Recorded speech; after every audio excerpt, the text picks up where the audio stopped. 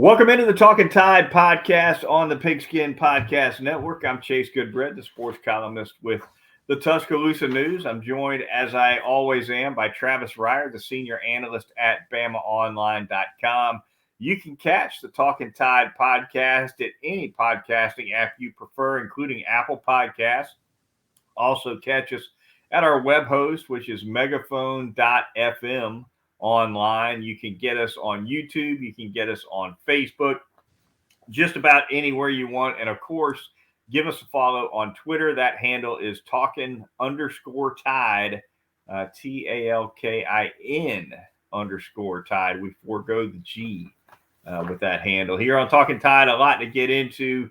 Not a lot of news, though, Travis. And so we're going to kind of go off the path a little bit here in mid-May, as is typical at this time of year. There isn't a ton of Alabama football or basketball news, for that matter, circulating. Thought we'd have a little bit of fun breaking down the SEC quarterbacks returning this fall in 2022. Maybe run down a top 5, a top 10, what have you. We'll just have fun with it and see where it goes. But Travis, good to be back with you after a couple weeks off. No Talkin Tide podcast last week, but we're going to try to keep this thing twice monthly at a minimum here through the summer months. Yeah, I look forward to it. It was a nice little respite, but sure, there's plenty of things to talk about. And as we get into quarterback discussion, especially within the league, and even when you look specifically at some of the teams Alabama's going to see this year, not only in SEC play, but non-conference action. Texas certainly going to have an interesting situation there, but sticking strictly with the league, it's about as much star power returning along with some competitions that I can ever recall. You return the Heisman Trophy winner in Bryce Young. You bring back a national championship quarterback in Stetson Bennett. You got guys like KJ Jefferson, Hinden Hooker, that are back for another year. But then you consider places like LSU, Texas A&M, Ole Miss, competitions around the league. It's about a 50-50 split. It is. And when you get past Bryce Young, you can kind of juggle it any way you want almost. It's a little bit of a mixed bag, although a fairly talented mixed bag in my estimation. Start at the top, though, Travis, really quickly to touch on the number one returning quarterback in the league, Bryce Young, defending Heisman Trophy winner. This one's easy, right? And if you went 1 through 14 in the SEC, Bryce Young's the easiest pick of all right there at the top. Returns with a lot of new faces, certainly new faces at wide receiver, a lot of change on that offensive line, which we talked about extensively throughout spring practice. But Bryce Young, head and shoulders, I think, above anyone else in the league, at least in terms of what he was able to accomplish last season. Yeah, I mean, you can look at some other categories. Will Rogers of Mississippi State averaged more passing yards per game and 2 fewer contests last season. But Will Rogers also far and away the most pass attempts in that air raid offense. So in yards per attempt, Bryce actually had him by 2 yards per pass attempt and ended up throwing for more yards in 2 more games than Will Rogers. So it's an interesting discussion to be had, though, in terms of the preseason second team all SEC quarterback, because it is a given, as you outlined, that the first team guy is Bryce Young. But is it Stetson Bennett next up? Is it KJ Jefferson? Is it Hinden Hooker? You got Will Levis at Kentucky that I'm seeing in some top 10s for first rounds of 2023 NFL mock drafts. Goodbread, that's more up your alley. But yeah, I mean, it's a deep, deep year for quarterbacks, and still, again, some situations to figure out around the league. I'll go ahead and put you on the spot, Travis. You're trying to win as many SEC games as you can in 2022 alone. Not talking future, not talking long term, just straight collecting W's this fall. Who would you put as your number 2 quarterback in the SEC behind Bryce Young? Tough, man, because I think there's a lot of quality at the position, but once you get past Bryce, who's that next guy that can elevate the play of everyone around him? Because I think that may be as big a separation that occurs between Bryce and the rest of the quarterbacks in the league, because he can do it from the pocket. But then, as we know, he can extend plays with his legs, do it with his arm outside the cup, make plays with his feet. Wow, that's a tough one. I right now, I would probably, this guy isn't going to be the second team selection in the preseason, but in terms of trust, for me, it might actually be Max Johnson, now of Texas A&M. Right. I just like his makeup. I feel like they're in a situation that's too big for him. Played well in his 2 seasons at LSU. Now he's got to win a competition at Texas A&M. I know the numbers say KJ Jefferson. I like KJ Jefferson a lot, but if you're not going to be able to build a strong running game around him, a lot of it has to do with system too, Chase. You've got some of these quarterbacks like Hinden Hooker and KJ Jefferson that can do it with their legs and run schemes and vertical passing games. But then if you're just talking about throwing it from the pocket and kind of managing an offense too, that's where it gets tough. I'm a Max Johnson fan, though. I know a lot of people aren't as high on him as I am, but I like the guy. I'm a Hinden Hooker fan, and I've actually got Hinden. If you had jumped me on that question and asked me who I had it to, I went with Hinden Hooker from Tennessee. He's a guy, as you noted, he's a guy, he's a dual threat for sure. He can get it done with his legs. He can throw the football too, though. I like what I've seen from Hinden Hooker's arm. I thought he made some decent throws against Alabama in a loss to the Crimson Tide last fall. I think he's got some upside. I don't think we've seen the ceiling yet from Hinden Hooker either. So give me Hinden Hooker, but it's close, right? I mean, like I said at the top, it's kind of a mixed bag. You could reach in, I think, to 3 or 4 schools at least, pull out the quarterback and make a decent argument for any of those guys to be behind Bryce Young. You like Max Johnson second. I like Max Johnson if I got to win a game tomorrow. And that's where I think this is interesting, because to me, that's not the same as who would I vote for as the second team preseason quarterback. Right. I'd probably still vote for KJ Jefferson. Right. Because I think he's coming off a season in which he's deserving of that, or Hinden Hooker. I'd probably have both those guys ahead of Max Johnson. But if you're telling me like for like personnel wise, and I got to win a game tomorrow, it may be Max Johnson that I go with. All right. 2 names that I'm going to kick out there for us to kind of chew on now, Travis. Stetson Bennett and Spencer Rattler, who, of course, is the transfer from Oklahoma, who's going to be quarterbacking those South Carolina Gamecocks. Stetson Bennett, of course, is wearing a crown on his head, looking to get on this list as soon as he can. What are your thoughts on where those 2 would kind of fall in? I'll jump in. I'll let you tackle Bennett. Here's where I'm at on Rattler.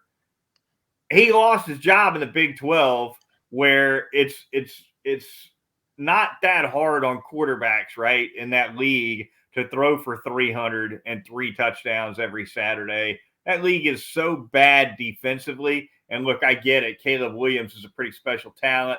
A lot of guys might lose their job to Caleb Williams. But I've kind of got a show me attitude with Spencer Rattler. I want to see it in the SEC, where he's going to be seeing tougher pass rushes, tighter throwing windows than he did in the Big 12. I don't know where I'd put Rattler on this list. Certainly not at number 3. I think he falls in, at least for me, entering 2022. And look, if we have this discussion again around Halloween, obviously the whole thing could be mixed around. But as we sit here in May, Spencer Rattler for me might be in that 4 to 6 range for quarterbacks coming back in the league. And then with that, I'll kick Stetson Bennett's placement over to you. Yeah, with Rattler, real quick, it's more of an intangible thing that I worry about with him than anything physical.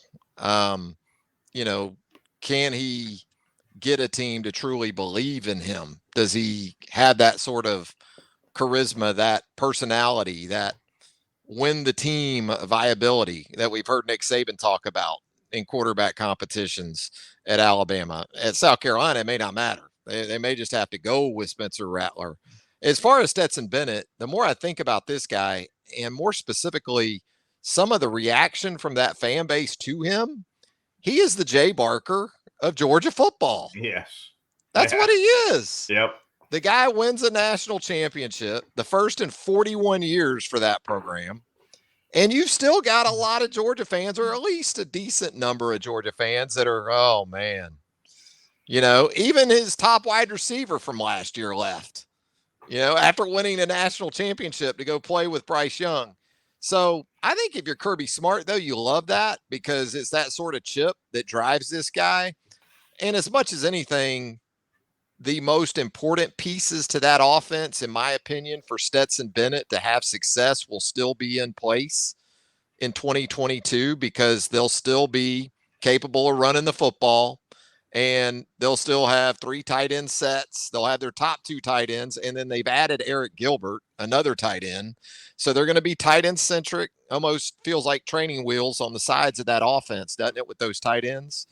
So I think it's still a good fit for Stetson, but in terms of how, again, he's perceived by his own fan base, it reminds me of Jay in a lot of ways in the 92 to 94 time frame. No doubt. And if there's anything about Bennett and Barker that can be comparable that you didn't bring up that I think is appropriate as well is both of them lost a lot of credit for a national championship to the defenses, right? The 92 defense got, and I think deservedly so, got more credit than did Jay Barker for the 1992 national championship, a lot more credit, and should have. And conversely, Georgia's defense in 2021 was so dominant, so many draft picks off to the NFL, especially that front seven was just unblockable. Much like Alabama's in 92. Yeah. And so Stetson Bennett didn't get as much love as the combination of Trayvon Walker and Nakobe Dean and Channing Tindall and all those guys.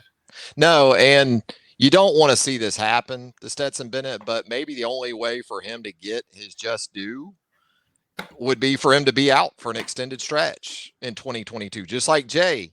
Yeah. You know, when he went out in 93 in the Iron Bowl against Auburn down on the plains, and Alabama looked to be in really good shape in that game. And, you know, Auburn comes back and wins that game. And, you know, you saw Jay during different points of the, I want to say 94 season, he had to miss some time too. And, you know, Alabama in some situations was forced to go with, I guess it was 93 with David Palmer you know, at the quarterback position even. So that may be the only scenario where Stetson Bennett truly gets the love he deserves from his fan base. But we say all that, and I still don't think Jay gets enough credit for what he did in 94. I mean, he was tremendous with Homer Smith in there and, you know, dialing up that offense, and give Jay a lot of credit. There was a lot of growth for him in that 2 to 3 year span.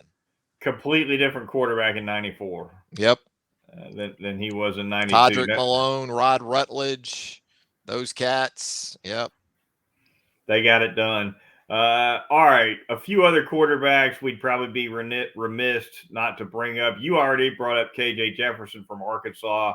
Talented guy, dual threat guy, experienced guy. He could make a lot of noise for Arkansas. To me, I still feel like Texas A&M will be the biggest threat to Alabama in the West. But KJ Jefferson, Travis, he's a dangerous guy back there, and he's been known to give better teams a lot of trouble. He has, and you got to figure out how you go about replacing Treylon Burks at the wide receiver position. Jaden Hazelwood comes in from Oklahoma as a transfer. Maybe he'll go a long way in filling that void. But really for Arkansas, with Sam Pittman there, you still feel like the run game is going to be a very central part of their offense. And KJ's a big part of that as well from the quarterback position. So, you know, how they're able to go about again, the Burks departure and sustaining that run game, and then maybe Hazelwood takes them to another level or returns them or keeps them at the level they were able to achieve a year ago. And again, I think for me, Hooker and Jefferson are very comparable, a little bit different. I love the way Hooker throws the deep ball. That offense thrives on the vertical passing game, off the run, and they spread the field, but a lot of times they do it to throw the ball down the field. So, both those guys had big games against Alabama last season in a span of about a month, with first, I guess, Hooker having the big first half, especially, and then KJ with Treylon Burks kind of went off in Tuscaloosa. Speaking of big games against Alabama, what about Zach Calzada, who quarterbacked a regular season win over the Crimson Tide for Texas A&M last fall? He turns up at Auburn now. We'll touch on him as well. And what about Anthony Richardson over at Florida? He's competing with a transfer from Ohio State and Jack Miller for that quarterback job. Travis, Emory Jones, of course, has moved on. I believe he transferred off to Arizona State. But let's touch on them two really quick. Anthony Richardson of Florida, Zach Calzada with Auburn. Yeah, Richardson is kind of the X factor in all this because the talent is there. And again, similar to some of these quarterbacks, although I don't know if Billy Napier's offense is going to ask that much of him, it might in the run game, but he's very capable of that. He's an explosive play producer, Anthony Richardson. Now, can he stay healthy? Because that was a big problem for him last year. You remember the big fast start for him, and everybody had written off Emory Jones, and it's going to be Richardson really going into the Alabama game. But then he had the hamstring issue against South Florida right before Alabama made that visit. And, right.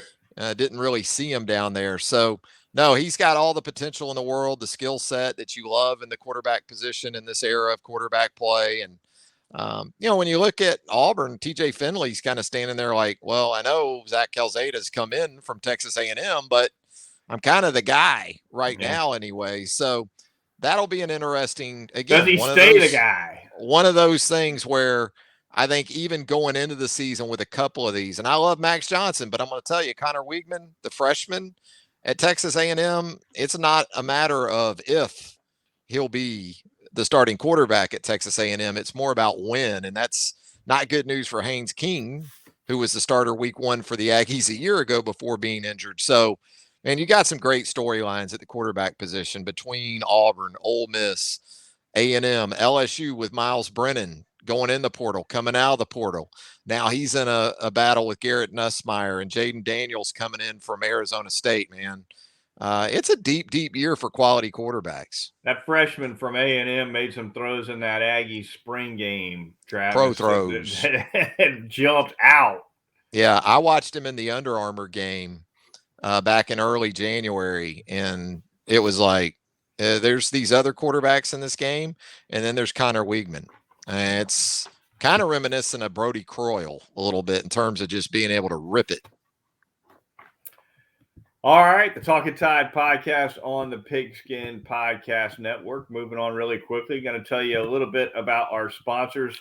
Starting with North River Dental Associates, and former Alabama linebacker Jack Smalley does such a fantastic job with his professional staff of dental hygienists, conveniently located right off of Watermelon Road at 1100 Fairfax Park. All your dentistry needs, whether it's porcelain veneers, endodontics, a routine cleaning, maybe it's laser dentistry you're looking for. They're also doing teeth whitening services over there at North River Dental. You can get Botox and Juvederm treatments for those facial features as well. It's all at North River Dental Associates. They're great when it comes to dealing with the insurance folks as well. Super experience over there on a routine cleaning. You are typically going to be in and out of there in under an hour. That's door to door. So the waiting room, they shouldn't even call it a waiting room, Travis, because there's practically no wait involved at all. If you want to get in touch with Dr. Jack, get your teeth taken care of, phone number 752-3506 or visit them over at northriverdentist.com online. It's North River Dental Associates. Yeah, in terms of dental offices, it's like the equivalent of a 10 items or less lane Yes. at the grocery store. Maybe just 10 teeth or more instead In of and 10 out. items or less. Now, they do a tremendous job there with Dr. Jack and that incredible staff at North River Dental. I'm going to tell you about Peterbrook Chocolatier out there at 1530 McFarland Boulevard North in the Indian Hills section of Tuscaloosa. It's been another great run throughout the really academic calendar year, the holiday calendar year.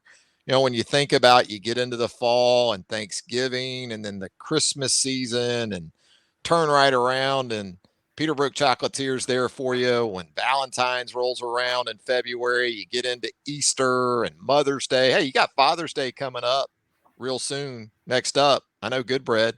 He would greatly appreciate some chocolate covered popcorn, some of Dive those right goodies in. Yes. from Peterbrook Chocolatier. So make it happen for Pops coming up with Peterbrook Chocolatier. Got those summer camps too this summer. 205-752-0211. You can call that number, sign up that special someone in your life. The summer camps are a lot of fun as well. Peterbrook Chocolatier, 1530 McFarland Boulevard North. Finally, going to tell you about our corporate sponsor. That would be DraftKings. The NBA playoff action is in full swing. It's nonstop at the DraftKings Sportsbook, which is the official sports betting partner of the NBA. This week, new customers can bet just $5 on any NBA team to win, and you'll get $150 in free bets if they do. So if you're looking to turn a small bet into a big payday during the NBA playoffs, do it with that DraftKings Sportsbook. Same game parlays as well. So download the DraftKings Sportsbook app now. Use the promo code TPPN. That's the Pigskin Podcast Network acronym. You bet just $5 on any NBA team. You win $150 in free bets if you hit it. And that'll be promo code TPPN once again, only at the DraftKings Sportsbook. Travis, we're going to close out this edition of the Talkin Tide podcast with a tip of the cap to the Alabama Sports Hall of Fame inductions for 2022. Two in particular from the University of Alabama, softball coach Patrick Murphy, who, of course, just received a bid to the NCAA tournament, which is an annual routine for his softball program. And as well, Travis, going into the Alabama Sports Hall of Fame is a guy you and I both saw in our years as a student at the University of Alabama. That would be Keith Askins. Yeah. Kind of made his name on the defensive end of the floor for Wimp Sanderson more than offense, but both of those guys headed to the they're already in the Alabama Sports Hall of Fame. Yeah, both extremely deserving. And, you know, some guys you felt like got overshadowed a little bit on some of those Alabama teams from the 80s and into the 90s. Keith was one of those guys that, you said it, didn't mind doing what it took to win on either end of the floor. You know, kind of remind me a little bit of Latrell Sprewell in that way during Latrell's time in the program. But both very deserving. I know Murph personally, known him for many years now, consider him a friend. So couldn't be more thrilled for Murph. Very, very, very deserving of that honor. If anyone in the state of Alabama in the sport of softball is going to go into the State Hall of Fame, it should be Patrick Murphy. So that's good to see.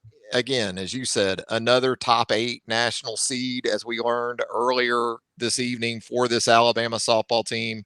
They'll be at home through regionals and into super regionals should they advance from regional play once again. So, you know, Murph has just been a grassroots effort too. You see these crowds now, sellouts of 3,000 plus at Rhodes Stadium, and you think, wow, this has just kind of happened. No, it didn't just happen.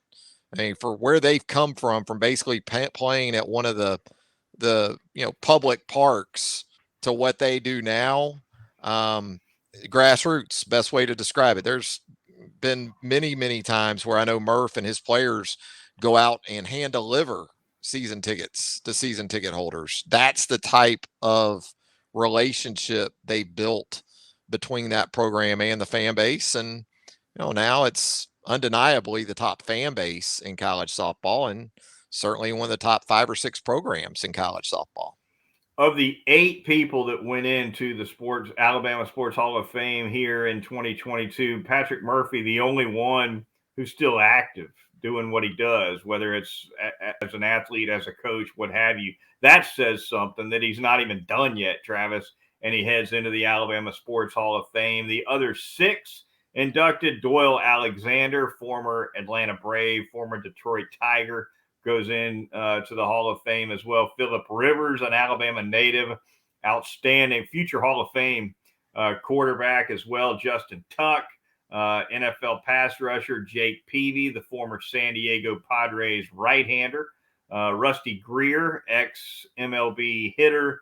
And finally, William Andrews, ex-Auburn running back, who had some really fine years with the Atlanta Falcons, Travis. And when I was a kid, this is pre-Jaguars, long before the Jaguars ever even existed, I was a Falcons guy, and William Andrews was toting it for the Falcons when I first kind of locked in on Atlanta. Back in those days, they were playing in Fulton County Stadium, sharing that place with the Braves. Was it Gerald Riggs and William Andrews? I'll tell you, Riggs followed Andrews, right? Yeah. I'd say in the early 80s. And at that time, look, the Falcons were a good team because they had Steve Bartkowski at quarterback, who at that time was in his prime. They had the Grits Blitz back in the day. Yes. The Swamp Fox. Jeff Van Note playing center for you, Buddy Curry at that middle linebacker spot. And the running back combination was William Andrews and a guy named Lynn Kane. Yeah, I remember Lynn Kane. It was kind of a thunder and lightning combo, those two, and Andrews was the thunder. And then, of course, when Andrews moved on, they went with Gerald Riggs. Marion Campbell, I think, with that Grits Blitz. The Swamp Fox. Had trouble getting past those dastardly Niners. And the Cowboys back then. I remember the Falcons, I think, losing a playoff game. I don't think it was an NFC championship game, but I remember them losing a playoff game to the hated Cowboys during my childhood. I believe that's correct. Yes. Yeah. But they had some solid years. Once those Falcon teams hit the skids and started losing all the time, they really didn't win again until Jerry Glanville got there. Mm-hmm. So it was it's pretty long ways. Another guy that liked to dial up some pressure, Yes, Jerry did. No question about it. All right, that's going to do it for this edition of the Talkin Tide podcast. Want to thank our listeners for joining us once again. For Travis Reier of BamaOnline.com, I'm Chase Goodbread of the Tuscaloosa News. We'll talk to you next time on Talkin Tide.